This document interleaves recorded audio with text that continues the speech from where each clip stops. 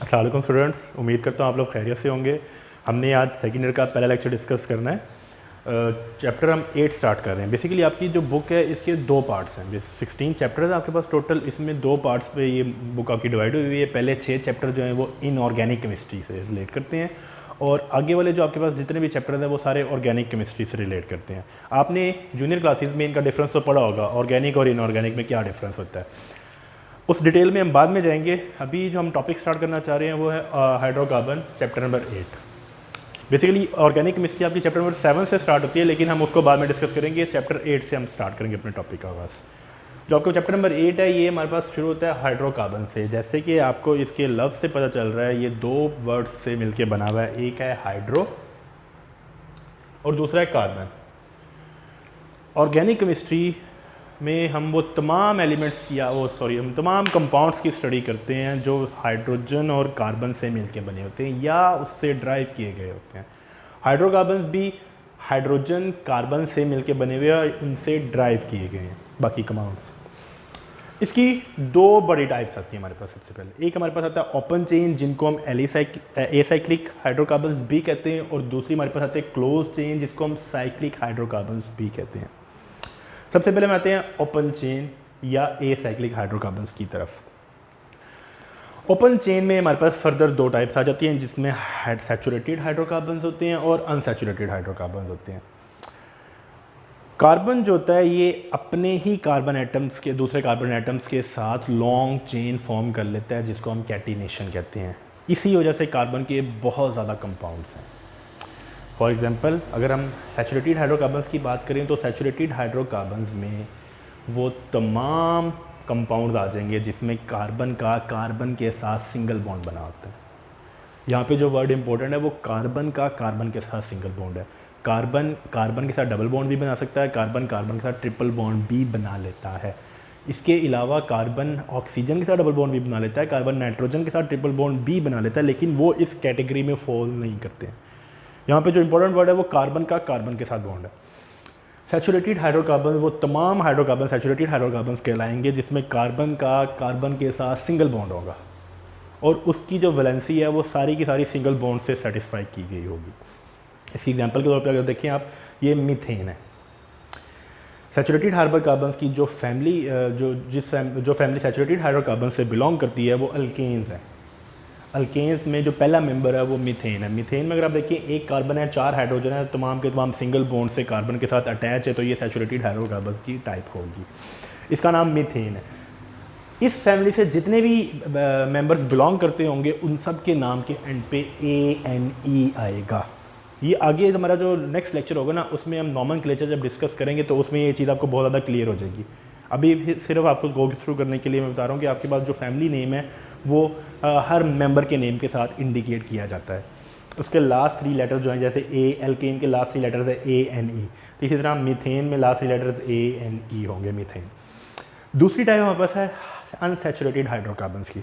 Unsaturated hydrocarbons भी आगे further दो टाइप्स में डिवाइड हो जाती हैं। एक का नाम है अल्कीन्स और एक का नाम है अल्काइंस। इन दोनों में डिफरेंस क्या है? इन दोनों में डिफरेंस ये है कि जो अल्कीन्स होती हैं उसमें कार्बन और कार्बन का एटलीस्ट एक जगह पे डबल बॉन्ड बना होता है। एटलीस्ट एक। आपके पास 100 ऑफ कार्बन की चेन हो, उसमें सिर्फ एक जगह पे कार्बन और कार्बन का डबल बॉन्ड आ गया तो वो अल्कीन्स से बिलोंग करेगा। सिमिलरली अल्काइंस क्या होती हैं? अल्काइंस हर वो हाइड्रोकार्बन होता है जिसमें कार्बन और कार्बन का ट्रिपल बॉन्ड होगा। एग्जाम्पल, ये कार्बन और कार्बन का आपस में डबल बॉन्ड है, ये इथीन से बिलोंग करता है, मतलब इसका नाम इथीन है, ये अल्कीन फैमिली से बिलोंग करता है। अब आप यहाँ पे भी देखेंगे अल्कीन के आखिरी 3 लेटर्स हैं ENE। सिमिलरली इथीन में भी वो ENE से रिप्रेजेंट किए गए हैं। ये फैमिली नेम है, ये ऐसे ही चलेगा, हर मेंबर के साथ ऐसे ही आएगा। अल्काइन में आप देखें तो कार्बन और कार्बन का ट्रिपल बॉन्ड है और इसका एंड के 3 लेटर्स है YNE, तो हर फैमिली मेंबर्स में YNE एंड पे आएगा इथाइन। यहाँ पे एक बहुत ही इंपॉर्टेंट MCQs या शॉर्ट क्वेश्चन बनता होता है कि अल्कीन या अल्काइन का पहला मेंबर कौन सा है? अल्कीन या अल्काइन का जो पहला मेंबर है वो हमेशा 2 कार्बन वाले से स्टार्ट होता है, उसमें सिंगल कार्बन वाला एग्जिस्ट नहीं करता। अगर आप अल्केन की बात करेंगे तो उसमें सिंगल कार्बन वाला मेंबर एग्जिस्ट करता है जिसको हम मीथेन कहते हैं। लेकिन अगर आप डेफिनेशन पे थोड़ी सी गौर करें अल्कीन और अल्काइन की, तो हमने अल्कीन और अल्काइन की डेफिनेशन ये की है कि वो तमाम हाइड्रोकार्बन्स जिसमें कार्बन और कार्बन का डबल बॉन्ड होगा वो अल्कीन्स कहलाएगा।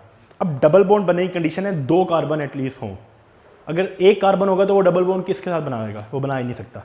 इसलिए जो अल्कीन है उसका पहला मेंबर 2 कार्बन वाला होता है। सिमिलरली अल्काइन है उसका पहला मेंबर भी 2 कार्बन वाला होता है। तो स्मॉलेस्ट अल्कीन या स्मॉलेस्ट अल्काइन में एटलीस्ट 2 कार्बन होते हैं, वो 1 कार्बन वाला नहीं होता है। तो ये इंपॉर्टेंट शॉर्ट क्वेश्चन है एमसीक्यूज में। आपको एमसीक्यूज में डिफरेंट ऑप्शन दी जा सकती हैं। आपके पास एमसीक्यू में डिफरेंट ऑप्शन हो सकती हैं कि वो आपसे कह सकते हैं कि इसमें से स्मॉलेस्ट अल्काइंस कौन सा है। तो आपको हो सकता है वहाँ पे 1 कार्बन वाला भी गिवन हो या उसका नाम लिखा हो मिथाइन एग्जिस्ट ही नहीं करता। तो वो आपने थोड़ा सा उसको फोकस करना है और उसको और से देखना है। इसके अलावा अगर हम दूसरी टाइप पे आएँ तो वो क्लोज चेन और साइक्लिक कंपाउंड्स हैं। क्लोज चेन क्या होते हैं?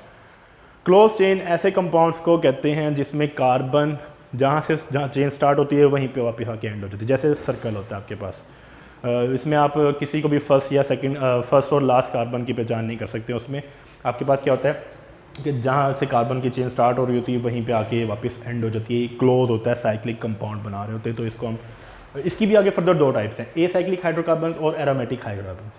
ए साइक्लिक हाइड्रोकार्बन ऐसे पहले मैं एरोमेटिक को डिस्क्राइब करता हूँ, उससे आपको ए साइक्लिक का अंदाज़ा हो जाएगा। एरोमेटिक कंपाउंड्स का जो लफ्ज़ है ये बेसिकली एक स्पेशल किस्म की ब्रांच के लिए है। एरोमेटिक का लफ्ज़ ड्राइव हुआ है एरोमा से कि फ्रेगनेंस। एरोमेटिक कंपाउंड ऐसे कंपाउंड होते हैं जिनमें ख़ास किस्म की फ्रेगनेंस आ रही होती है। जस्ट लाइक फिनॉल, जो आपने अक्सर हॉस्पिटल्स वगैरह में ऑब्जर्व की होगी कि वहाँ पे ख़ास किस्म की स्मेल आ रही होती है क्योंकि उन्होंने वो जो उनका जो फ्लोर होता है उसको फिनाइल से साफ़ किया होता है। उसकी एक ख़ास किस्म की स्मेल होती है, वो एरोमेटिक कंपाउंड्स की बेसिकली स्मेल होती है। तमाम एरोमेटिक कंपाउंड्स की ऐसी ही फ्रेगनेंस होती है, तो उनको हम एरोमेटिक कंपाउंड्स कहते हैं। लेकिन ये एरोमेटिक कंपाउंड की जो डेफिनेशन है ये बड़ी वेग है क्योंकि कुछ कंपाउंड्स ऐसे भी आपके पास हैं जिसकी स्मेल है लेकिन वो एरोमेटिक बिलोंग नहीं करते हैं, और कुछ ऐसे भी हैं जो एरोमेटिक से बिलोंग करते हैं लेकिन उनकी स्मेल नहीं है। तो एरोमेटिक की डेफिनेशन फिर हमने चेंज कर दी थी। वो एरोमेटिक डेफिनेशन आज जो न्यू स्टैंडर्ड की तरफ एरोमेटिक की डेफिनेशन है वो ये है कि एरोमेटिक हाइड्रोकार्बन वो तमाम हाइड्रोकार्बन होते हैं जिसमें एटलीस्ट एक बेंजीन रिंग होता है। बेंजीन रिंग क्या होता है? Benzene ring basically 6 carbon compound होता है, साइक्लिक कंपाउंड, जिसमें ऑल्टरनेट पोजीशन पे डबल बॉन्ड्स होते हैं। ऑल्टरनेट पोजीशन का मतलब क्या है कि आपके पास ये जो बेसिकली जब हम साइक्लिक कंपाउंड को ड्रॉ करते हैं ना, तो ये जो एजेस बन रहे होते हैं हर एज पे एक कार्बन एटम होता है। अगर इसके अलावा कोई और एटम होगा तो हम स्पेसिफिकली उसको वहाँ पे मेंशन कर देंगे। फॉर एग्जांपल अगर आपके पास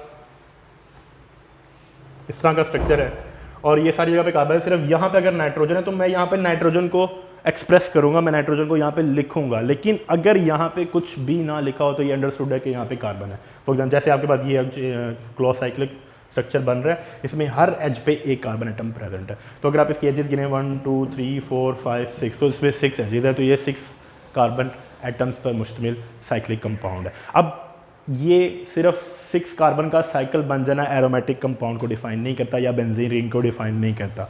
बेंजीन रिंग की जो प्रॉपर डेफिनेशन है उसमें 6 रिंग कार्बन मॉलिक्यूल होता है आपके पास, जिसमें 3 जगह पे डबल बॉन्ड होता है। वो 3 जगह कौन सी होंगी? ऑल्टरनेट पोजीशन, एक को छोड़ के एक। जैसे यहाँ पे है, फिर ये एम्प्टी है, फिर यहाँ पे, फिर ये एम्प्टी है, फिर यहाँ पे ये एम्प्टी है।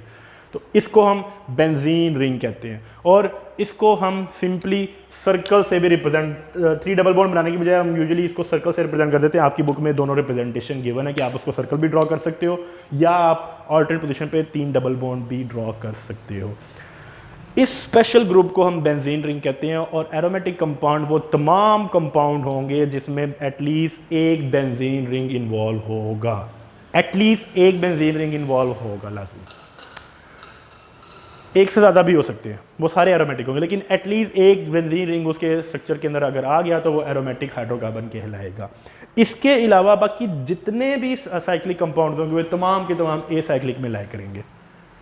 उसमें मैंने इसके काउंटर एग्जांपल में 6 कार्बन वाली एग्जांपल दी है। देखिए आप इसमें भी साइकिल स्ट्रक्चर में 6 कार्बन ही हैं।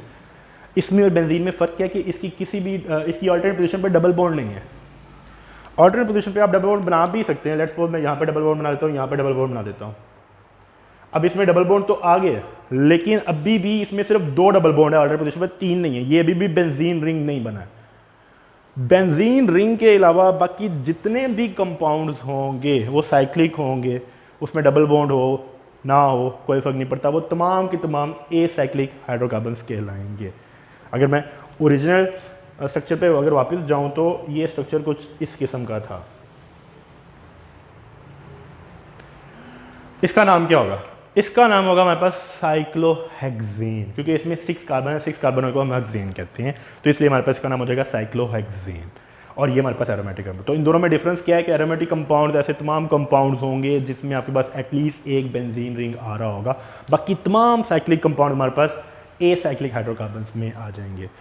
इसी से आगे फर्दर IUPAC नेम्स आते हैं और उसके कॉमन नेम्स आते हैं। उसके अलावा जो डिटेल हमारा लेक्चर होगा वो नोमेनक्लेचर पे होगा, जिसको हमने डिटेल से स्टडी करना है। वो थोड़ा सा बेसिकली आपके पे कह लें कि ऑर्गेनिक केमिस्ट्री को समझने के लिए हमें नोमेनक्लेचर समझना बहुत ज़रूरी है। अगर एक बार आपको नोमेनक्लेचर समझ आ गया तो ऑर्गेनिक केमिस्ट्री आपके लिए बहुत ईजी हो जाएगी। इंशाल्लाह हम उसको नेक्स्ट लेक्चर में डिस्कस करेंगे।